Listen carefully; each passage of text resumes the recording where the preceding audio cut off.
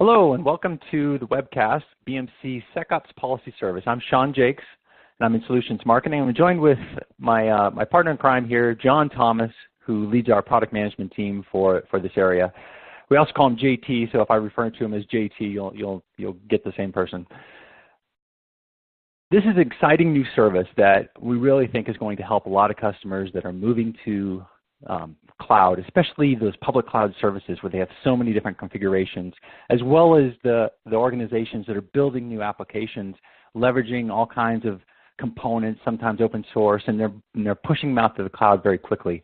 This is creating some pretty intense problems for the IT department to make sure those environments are secure, and we're seeing a lot of this stuff show up in the news. So we think we have a great new service that will allow you to get control of the security and compliance configurations of your cloud services, as well as do some checks and kind of catch those vulnerabilities in your applications before they make it into production.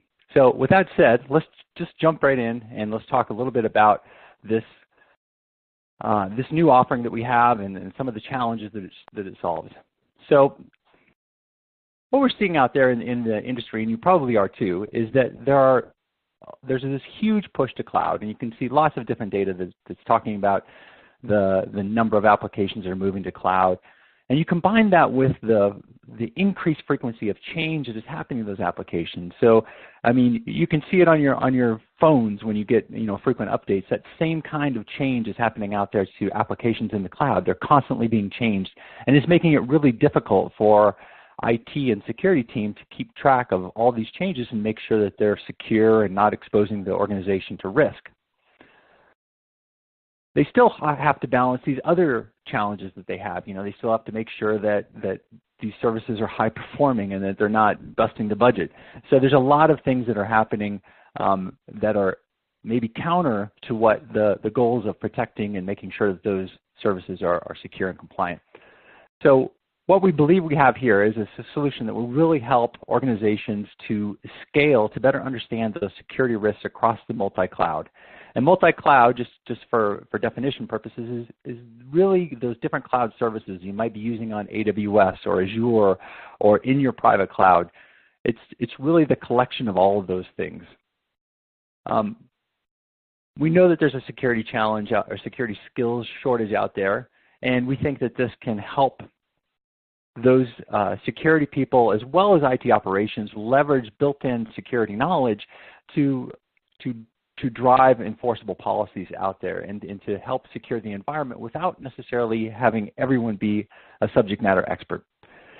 And then next, it's really important that you're able to actually take some action on things that you find that are out of compliance. And so we're giving some capabilities to actually take remediation action.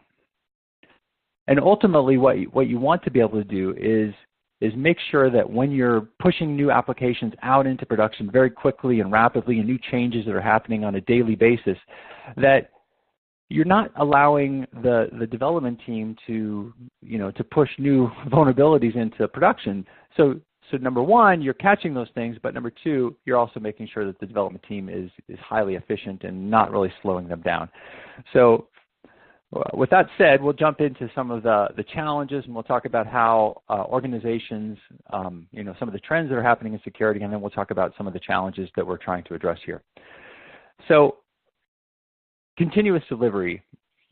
We've probably all heard about agile and DevOps and some of the changes that are happening out in the industry to push application changes faster, to be more innovative, and to drive more change, to be able to differentiate your service from other competitors.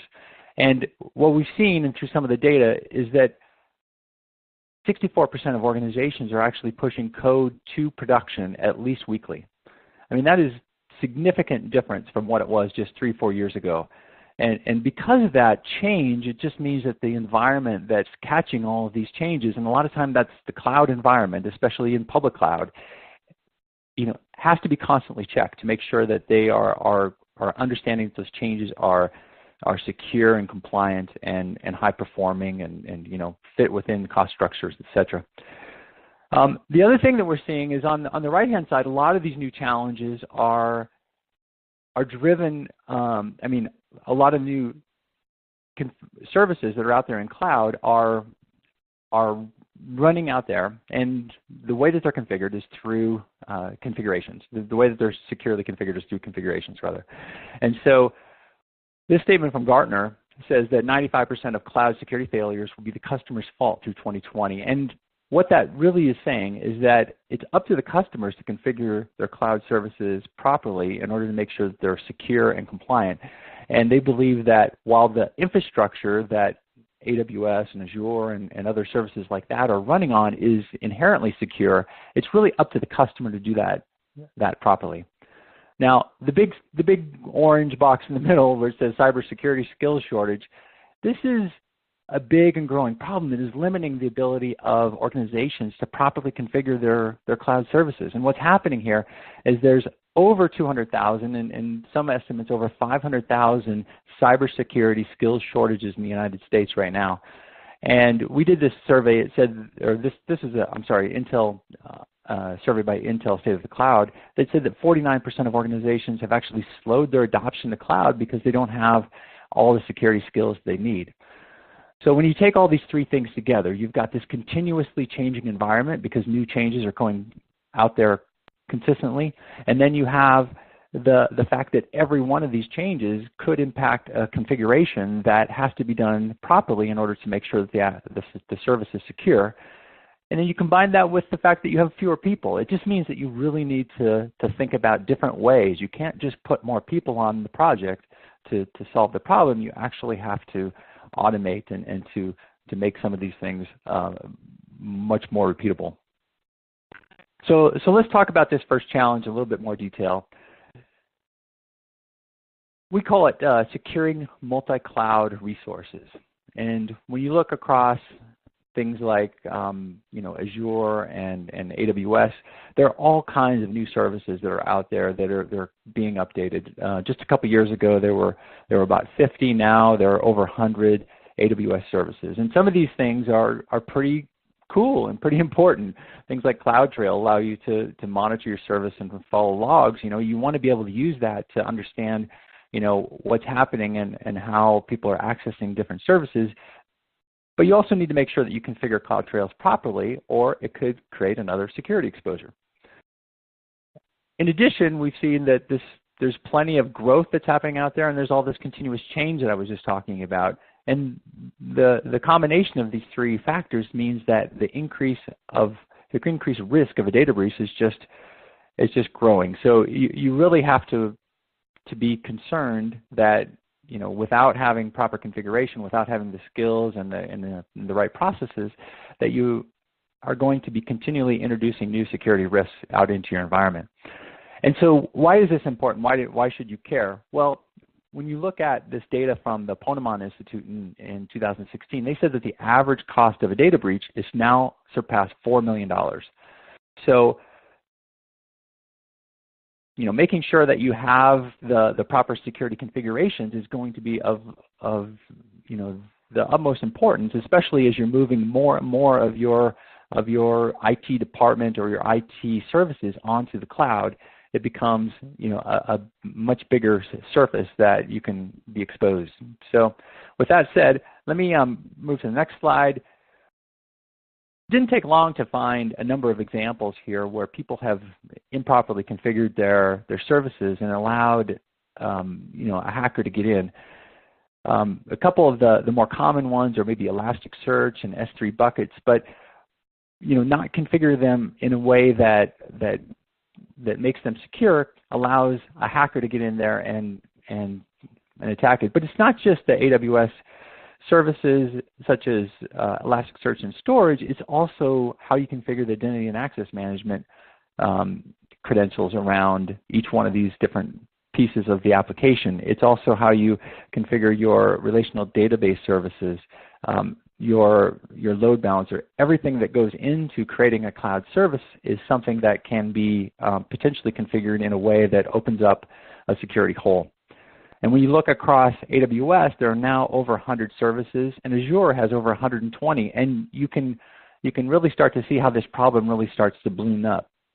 Now, I'm going to take you through a little bit of a build slide here that's going to show you how this problem really starts to expand when you get out into especially serverless environments. So let's start with an AWS account. And you're going to build a relatively simple service. We'll say that there's we're going to start with some Lambda serverless compute functions. There are similar things from other organizations like Azure Compute Functions, or Google Compute Platform has something similar. In front of that, you want to put a load balancer, maybe an API gateway. We'll add a Route 53 service on there, which allows you to map in URLs. And behind that, you probably want to put some Elasticsearch and maybe a Kinesis stream so that you can ingest data very, very quickly. And you want to connect in your relational database service. Again, these are all services that are being connected, all from AWS. You want to add some storage behind that, so we'll add an S3 bucket, and you might want some long-term storage, so we'll add some archiving through Glacier. Now, each one of these things is a different service. It's really fairly easily, grabbed from Amazon and set up and configured. You want to add some identity and access management policies, and you want to do that at different layers so that somebody can't gain access to one layer and then move into another layer of the application and continue to move through them. So they have to be set properly. And I mentioned cloud trails. You probably want to put some of that on here so that you can track and keep logs of what's happening in your system, check it for performance, etc. Now, each one of these things has a policy, and the Center for Internet Security has issued around 300 guidelines for how you configure AWS services, and that is just going to continue to grow as AWS adds more things.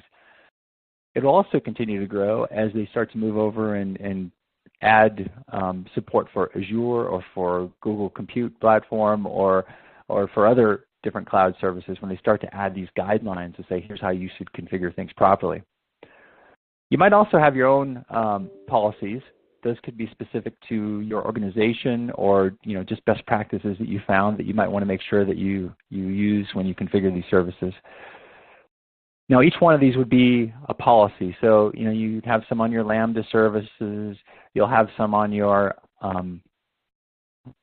on each one of these components that have been added in here, and they all would have to be probably set and configured. And so it requires some level of expertise, understanding what is in the Center for Internet Security's guidelines, as well as what your company's best practices are, and then codifying them. Now, keep in mind, this is all for just one particular service that you might have configured. Now, in talking with some of our developers, you could probably set this up in a couple of hours, or somebody skilled could do that, which means that it's not overly complicated to set this thing up. What is complicated is having all the background, having all the knowledge that allow you to configure all of the different policies in the proper way. Now, this is just one, as I mentioned. You could certainly have multiple accounts. We've seen customers, and we've talked to customers that have 15 or 20 AWS accounts with tens of application services set up in each account. And those can start to expand even to more environments when you start thinking of development environments that might be set up out there, and testing environments, and then production AWS environments. And most of the customers that we've surveyed or talked to have either AWS, and they might have some other environment like Azure. And so all of a sudden you start to see that you have tens of policies per service, and then you have tens of services so now you're into the hundreds. You have multiple accounts. You have multiple cloud platforms that you're leveraging. Are you using VMware on your own environment? Well, then you might have other cloud privacy, cloud policies that you have in your private cloud. So every one of these involves configurations. Now, if you look just at this service, a lot of customers, when they think about security, they think about patching. But here, there's nothing to patch. These are all services that just have to be configured in a certain way. So the real question becomes, how do you scale up your skills, your environment, to be able to continuously check all of these different services in a way that allows you to feel comfortable that you know where the vulnerabilities or the configurations are, you can understand what those risks are, and then be able to decide which of those do I need to remediate, do I need to take action to make sure that they are properly configured. All right, so let's go to the next slide here. So we talk about, you can think about this in a couple of different ways. A lot of people, especially in IT, are used to thinking about the cloud data plane, or what we're calling here. So there's operating system configurations and middleware configurations that have been, important to data center type things for years. And quite frankly, BMC with Blade Logic Server Automation has done a really good job of managing the configurations and doing compliance for those kinds of services. Now with cloud, this control data plane, or the control plane, really starts to come in more. So now you have all these services that are accessible.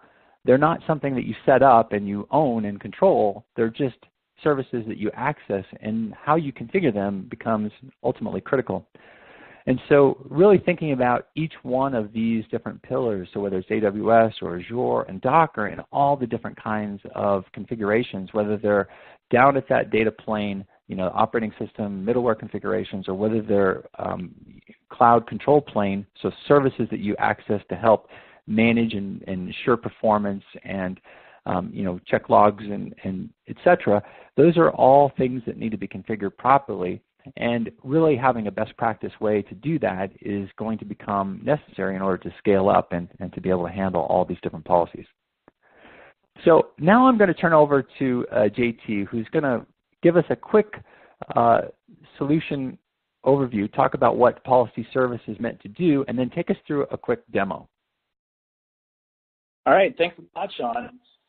Yeah, so we believe that as organizations start to go real fast, when they start to have more complex environments in the public cloud or multiple public clouds, that there's some challenges that they need to address. And so what I'm going to do is I'm going to walk you through the BMC Policy Service. We'll do a live demonstration. We'll show you how we can identify some of those non-compliant or risky configurations, how we can actually help organizations to remediate those, and then also show you how we can do it in a lightweight way that you can enable your business to go real fast, but still do these checks to make sure that they're being safe.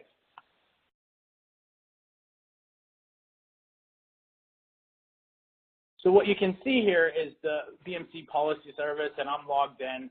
And when I go out and I talk with organizations that are just trying to figure out how to put some governance around their public cloud usage that they're using, one of the things that happens when I talk to security orgs is a lot of them are in the position where the business has gone out and they've started to use public cloud services. Security is now just trying to catch up, or operations is now just trying to catch up. And like Sean mentioned, there's a lot of new services. There's a lot of new objects out there that we need to be checking to make sure that we're not exposing the kind of risks that you saw in those news articles. Things like Elasticsearch, things like S3 buckets exposing 198 million voter records. Those are the things that those security engineers and operations folks are trying to figure out how they can get visibility into. And so that's the first thing I want to show you. So within the Policy Service, we have the ability to bring in the configuration data from many of your cloud technologies out there, like AWS and like Azure. And if you imagine that you read the article, say you're a security engineer and it's Friday, and you see the article that came out and said 700 Elasticsearch instances have been ransomware, and you're just trying to figure out, first question, do we even have any Elasticsearch out there? Well, that's one of the things that we can do. So we can bring in those multiple accounts. We can make it very simple for either a security engineer or somebody in operations to come in and to be able to look through all of the various resource types across clouds. If it's that Friday morning and you need to see, do we even have Elasticsearch domains? You can do it. So real quickly, I can see that, yeah, I've got 8 of them.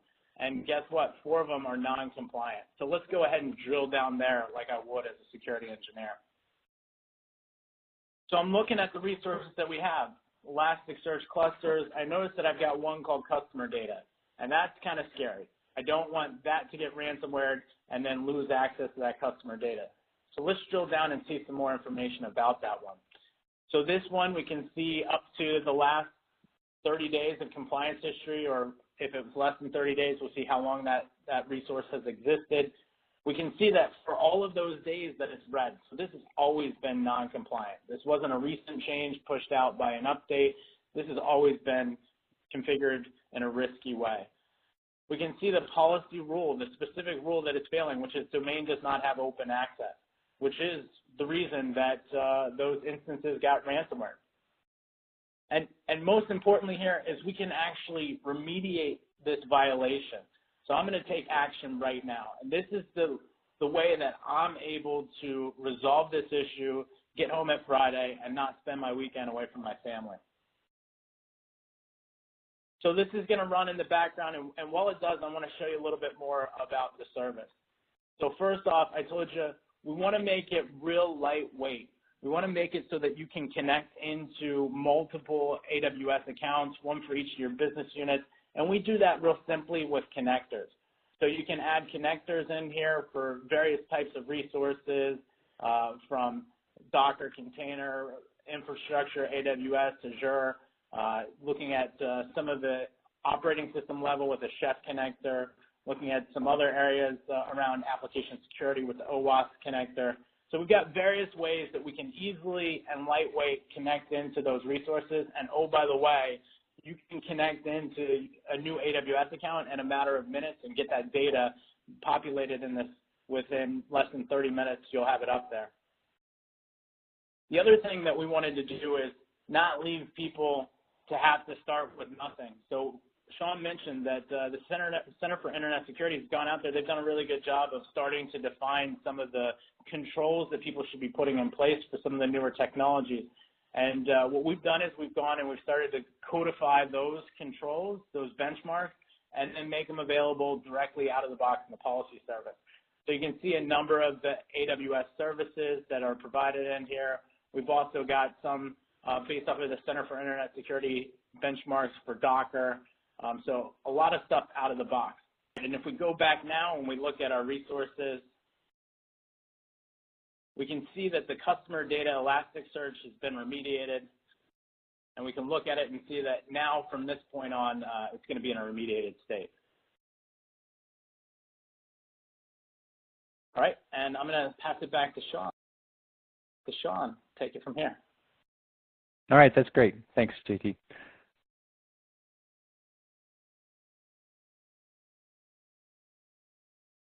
Okay, so I'm going to talk about and one more challenge that we think is something that's pretty critical for organizations, and that is trying to make sure that you're securing these applications despite trying to move as fast as you can and get these changes out to production. And why this is important is we're finding that there are a lot of you know, in the effort to move fast, the companies are actually pushing changes out that have vulnerabilities in them. So if you're able to catch those vulnerabilities early, you'll be able to fix them in time before you can get them out to production, still meet your release dates, etc. So one of the other factors that is causing this to become a bigger problem is that we've moved to almost development by assembly, where organizations are looking for components that can form the basis of their applications. They might grab an open source library and that becomes part of it. They might grab an open source web application, that becomes part of their service that they're trying to build. And because of that, they're somewhat beholden to the open source community to create fixes for those things. And they might introduce new vulnerabilities that way. The other thing that happens is that a lot of times these checks are pretty manual. They're just asking the people who are building the applications to go in and make sure that things are secure. They might not have all the expertise, or if they're pulling a security architect or security expert in, maybe that person isn't you know, able to really scale up and handle all the changes that are happening because they have such a broad set of applications that are being delivered. And then the last thing that we see that kind of adds to this problem is that a lot of these changes aren't tested till the end of the release cycle. And what that does is it leaves you with this situation where you either push the change out and make your release date, or you know, with a vulnerability in it, or you might have you know, to take it back into development to to patch a vulnerable library, or maybe to replace a library, which obviously would have its fingers all connected throughout the application, and then try to redevelop and push it out. And obviously that's going to slow down innovation. So it's important that as organizations start to insert these kind of security and compliance tests earlier in the process, that they're doing it in a way that is familiar to the developers, that allows the developers to call things right from the tools that they're used to using and get the results quickly, so that they're not slowing down the developers and the innovation process and putting a lot of overhead on them. And the implication is that if you are doing this in either a manual way or in a way that is causing a lot of burden for the developers, that you're actually slowing down, security is actually slowing down innovation. And 81% of IT professionals believe that security is slowing IT down. They're slowing down the ability to get new changes out there and to create new revenue-generating applications or features, etc.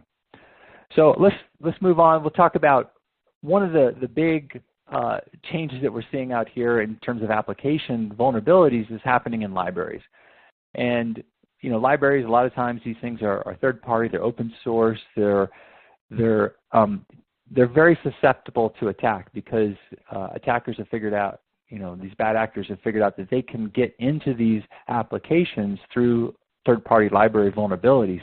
So it's really important that organizations are keeping up on the components of those libraries and making sure that they are secure. And if there is a new patch that needs to go into that library, that they're doing it and making sure they're not pushing things out that have vulnerabilities in them. So let's look at a simplified release process.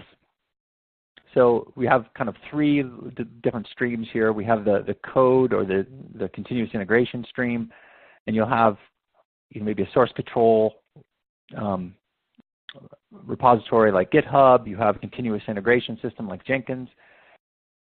In the next thing, you'll have some QA and production in the continuous delivery pipeline, and then we have policy service down at the bottom. So the way that this would integrate in is that you would go through, you do your development, and then at some point in the process you'd say, okay, it's time to go check to make sure I don't have any open source libraries in there. And so what the developer would do is issue a command through the basically reach out, call the REST APIs that are in policy, and it would request that a scan be done and check to see if there are any vulnerable libraries included in that application. And it would go out and look against OWASP, which is open source application security platform that allows you to essentially check for open source vulnerabilities and then return a result. And that result would essentially create a checkpoint that if there were none, then you just move on to the next phase, no problem. But it can also insert a stop in the process that says, hey, we found some critical vulnerabilities. Mr. Developer or Miss Developer, you have to go back and fix these vulnerabilities before it'll pass this part of the test. And you could do that again throughout the QA process. There could be another check that says, hey, let's do one more check, and we're going to just look for applications, web application security vulnerabilities that might be included here. And we're going to do another check before release to production. So there are different places in the process that you could just do a very simple synchronous check of are my libraries, are my application components secure and compliant in a way that will allow me to be comfortable that when I push out into production, I'm not going to be releasing changes that are vulnerable. So with that, I'm going to turn it back over to JT. He's going to take us through the next slide and give us a quick demo on how this would work in an environment. All right, thanks a lot, Sean. Let's switch over here. So we're back in the policy service, and just like you had all your cloud resources and you're able to come in and look at the risk posture of your cloud resources, we can also do it from an application standpoint. We're going to take a look here at a couple of resources that we have. Right now, they're both compliant. So when we look at some of the challenges that exist when you start to release at a much higher cadence rate, and you're pushing things to production much, much faster, one of the challenges is getting visibility up to the security team in line with the things that you're pushing and being able to keep up with that fast cadence. And so right now I can look and I can see that I've got a couple of different microservices here for a loan app. I've got a loan UI. That one is passing my risk posture that I set as the security team. Same with my loan rates. That's also passing what I set as the level of risk that I'm comfortable with for this particular application. So what I'm going to do here is I'm going to switch over, and this is some of our favorite development tools. So we've got Git and we've got Jenkins, and I'm going to push a change that is going to put me at a risky position. So I'm going to change the version of Spring that I'm using, and I'm going to select one that isn't as safe as the one that I currently have, and it's going to introduce a vulnerability. And so I'm just going to check that in and synchronize it with my Git repository.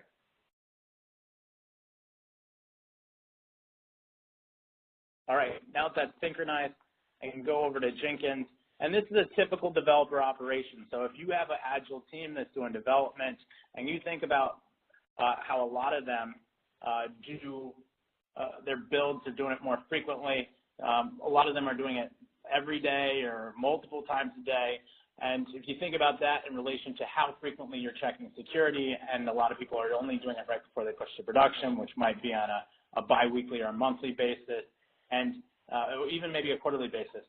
And instead of waiting until that point to let the developer know that they've introduced something that is exceeding the risk posture for this application and getting into that very tough situation where you have to decide between allowing something new to push into production and accepting the risk, or blocking it, missing your release date, and keeping the security and going all the way back to the beginning and pushing it back through all of the cycles.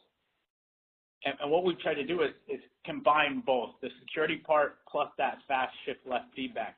And so what you saw here is that I made my change, I ran it, and then we got an error here directly in the build, which the developer can look at and see a lot of the details. The way that that was made possible is through a Jenkins plugin that we have that ties into the policy service. So if I look at the configuration of this job, all they had to do to set this up is add in an action into their build configuration to invoke the BMC policy service and run it against a specific library that's defined, or a specific policy defined by the security team. Now, the other thing that this gives is it gives the security team visibility now into the fact that that particular microservice or application has gone out of its acceptable risk posture. So if I look at the ones that are non-compliant, I can now see from the security team real quickly that loan rates is non-compliant. And if I look at the particular rule that it's violating, I've set up for this application that I'm not allowing any critical or high vulnerabilities, and I can see the specific data. So I can see the jars that are violating that. I can see the CVEs that are associated with that, which gives me the ability to do some further research down to identify what some of the potential countermeasures that I could put in place to try to prevent attackers from being able to get to this application before the developer pushes the change back in.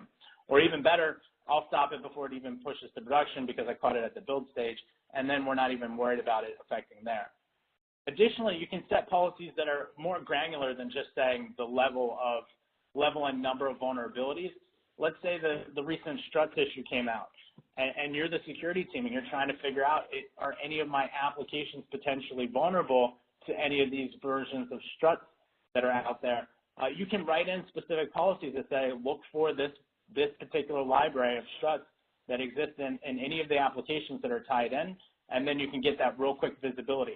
So security can change the policy. The next time the developer runs a build, you're going to get that updated real-time status. All right, and I'm going to pass it back to Sean. All right, thanks, JT. Thanks, JT. That looks really awesome and powerful. The last thing we want to talk about here is just wrap this up really quickly and kind of give you the takeaways here in a way that you can reach out to us and ask any questions. So first of all, let me just say that that we think that you can really get up and running and test this out pretty quickly. It's delivered as SaaS, so there's nothing to install. There are some cloud and on-premises data collectors that we've already built. They allow you to connect into your AWS accounts, and so you can start scanning and looking at those things very quickly. And then we also have a ton of out-of-the-box content. And we mentioned some of those things like those CIS rules or best practices that they have, but also benchmarks, that they have. But also we've built some for Azure. We're continuing to build them, and they are easily copied and edited in YAML to create your own policies that are specific to your organization or reflect a new policy that has come out from one of the organizations. And we even are creating community of content for additional policies. So there's plenty of content to get you started. The two main use cases that we cover here, the first one is just continuously monitoring this multi-cloud. So all these configurations, being able to understand and schedule scans against your cloud services and understand where your vulnerabilities might exist, and really have a good idea of where your risks are, and then be able to take remediation action for those risks that you need to mitigate.